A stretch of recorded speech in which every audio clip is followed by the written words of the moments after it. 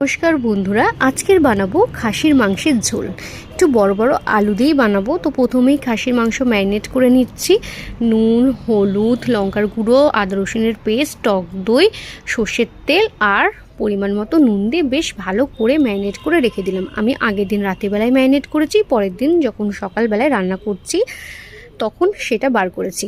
তো আলুগুলোকে ভেজে নিলাম। এরপর তেজপাতা আর গরম মশলা, তেল ফোড়ন দিয়ে পেঁয়াজটা হালকা ভাজা ভাজা করে নিয়ে দিয়ে দিলাম ম্যারিনেট করা খাসির মাংস। তারপর দিয়ে দিলাম দুটো টমেটো, দিয়ে বেশ ভালো করে কষাবো। মাটন থেকে অনেকটাই জল বেরিয়েছিল, জলটা ভালো করে টেনে নিয়ে একদম বেশ অনেকক্ষণ ধরে কষিয়ে তারপর আরেকটু নুনের প্রয়োজন ছিল বলে অ্যাড করেছি, আর সামান্য চিনি দিয়ে ভালো করে কষিয়ে প্রেশার কুকারের মধ্যে দিয়ে দিলাম।